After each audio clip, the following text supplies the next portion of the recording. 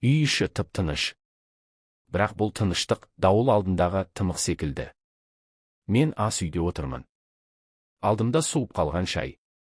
Қолым дірілдеп, телефондағы суреттерге қайта-қайта қарай беремін.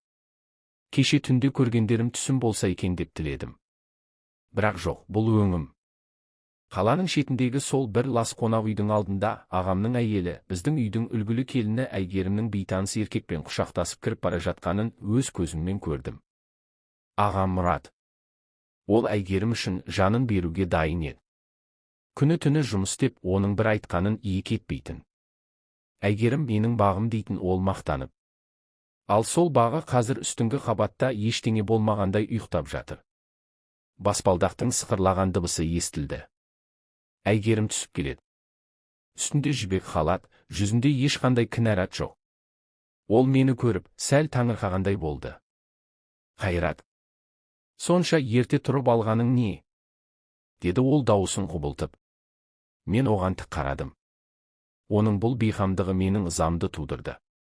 Жеңге, кеше түнде қайда болдың? Дедім мен, дауысым қатқыл шығып.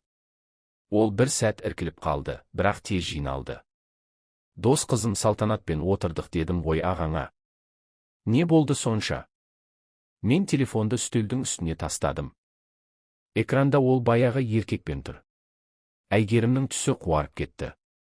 Ол үнсіз қалды. Бөлмедегі ауа ауырлап, дем алу қиындап кеткендей болды. Бұл не, Әйгерім? Дедім мен оған жақындап. Ағам сені пір тұтатын. Ол сен үшін өлуге дайын еді. Ал сен ше? Ол жұмыста жүргенде сен басқа біреудің құшағында жүрсің бе? Шлюха екенсің ғой. Нағыз арамза екенсің. Қазір ағам келеді. Мен оған бәрін көрсетемін. Сенің мына лас өмірің бүгін аяқталады. Жинал, бұл үйден қараңды батыр. Мен телефонды алып, ағамның нөмірін тере бастадым. Жүрегім ашудан жарыла жаздады. Бірақ Әйгерім кенеттен күліп жіберді. Бұл күлкіде қорқыныш емес, суық келемеж бар еді. Тоқта, Қайрат, деді ол нық дауыспен. Ағаңа хабарласпай тұрып, өз әйелің туралы ойландың ба? Мен тоқтап қалдым. Не деп тұрсың сен? Сен мені аңдып жүрмін деп ойлайсың ба? Жоқ, Қайрат. Мен де бәрін білемін. Осыдан 2 апта бұрын сенің іссапарда емес, Алматының орталығындағы пәтерде кіммен болғаныңды білемін. Сол баяғы хатшы қызың ба еді? Аты кім еді оның? Анар ма? Денем мұздап кетті. Ол қайдан біледі? Сенің әйелің менің сүйікті келінім. Ол сені адал ерім деп ойлайды. Егер мен ағаңа айтсам, мен жай ғана кетемін. Ал егер мен сенің әйеліңе сенің сол түнгі ерліктеріңді айтсам, сен бәрінен айырыласың. Балаларыңнан да, үйіңнен де, абыройыңнан да. Кім көп нәрсе жоғалтады, Қайрат? Жақсылап ойлан.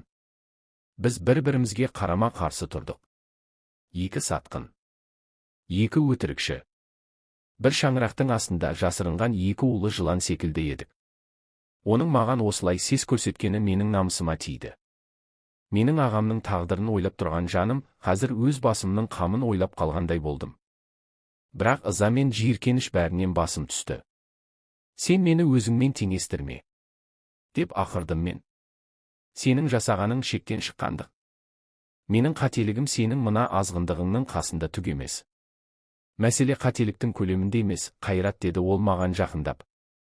Оның көздерінде жеңімпаздың оты жанып тұрды. Мәселе шындықтың кімге көбірек зиян келтіретінінде.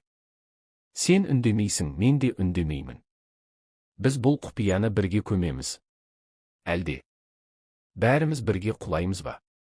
Мен оның жағасынан шап беріп ұстадым. Оның суының иісі менің құсқымды келтірді. Ол маған қорқа қарағанның орнына бетіме тіке қарап, мысқылмен күлімсіреді. Оның бұл еркін суы, бұл арсыздығы менің ақыл ойымды тұмандандырып жіберді. Сенің кім екеніңді енді түсіндім, дедім мен тістеніп. Сен тек сатқын емесің, сен бұл үйдің ішін шіртіп жатқан құртсың. Мен оны қабырғаға қатты тақадым. Ол демін ішке тартып, қарсыласуға тырысты. Бірақ менің бойымдағы ашу ыза мені басқара бастаған еді. Оның арсыздығы мені де сол лас әлемге тартып әкеткендей болды. Мен оны қорлағым, төмендеткім келді. Оның мына тәкаппарлығын, мына жеңімпаз бейнесін тас-талқан еткім келді. Сеніңше сен бәрін басқарып отырсың ба? Сеніңше сенің қолыңда билік пе? Мен оның бетіне жақын келіп сыбырладым. Сен не істесең де, кіммен болсаң да, сен бәрібір мен үшін жиіркенішті мақұлықсың. Ол бірдеңе айтқысы келіп аузын ашты, бірақ мен оған мүмкіндік бермедім. Оны білегінен қатты қысып, жерге итеріп жібердім. Ол құлап қалды, бірақ әлі де маған келемеждеп қарап тұрды. Сол сәтте менің ішімдегі еркектік намыс пен жабайы ыза араласып, мені мүлдем басқа адамға айналдырды. Егер сен осы ойынды бастаған болсаң, дедім мен оған еңкейіп, онда соңына дейін шыда. Сенің ластығыңды мен өз әдісіммен жуамын. Мен оған қарай ұмтылдым. Бұл сәтте мен ағамды да, өз әйелімді де, ар-ұятты да ұмытқан едім. Тек кек алу мен оны аяққа таптау деген соқыр сезім ғана қалды. Арада біраз уақыт өтті. Бөлмеде ауыр тыныс алу дыбысы ғана естіледі. Әйгерім бұрышта жатыр. Оның шашы қобыраған, көздерінде жас емес, бос кеңістік орнағандай. Мен орнымнан тұрып, үсті басымды түзедім. Менің ішімде бос белгісіздік пен жиіркеніш қана қалды. Өзімнен де, одан да, мына өмірден де жиіркендім. Енді ағама бара бер, дедім мен салқын дауыспен. Не айтсаң да, қалай айтсаң да өзің біл. Бірақ есіңде болсын, сен бұл үйдің киесін әлдеқашан жоғалтқансың.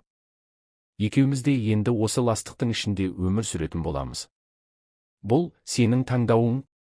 Мен артыма бұрылмай, үйден шығып кеттім. Сыртта жаңбыр сіркіреп тұр екен. Суық ауа бетімді қарып өткенде ғана мен не істегенімді толық түсінгендей болдым. Бірақ артқа жол жоқ. Біздің отбасымыздың бақытты күндері сол ас үйде, сол лас құпиялармен бірге жерленген еді. Ағамның әйелімнің көзіне енді қалай қарайтынымды білмеймін. Біз бәрімізде өтіріктің тұтқынына айналдық. Ал Әйгерім, ол енді ешқашан бұрынғыдай бола алмайды. Мен де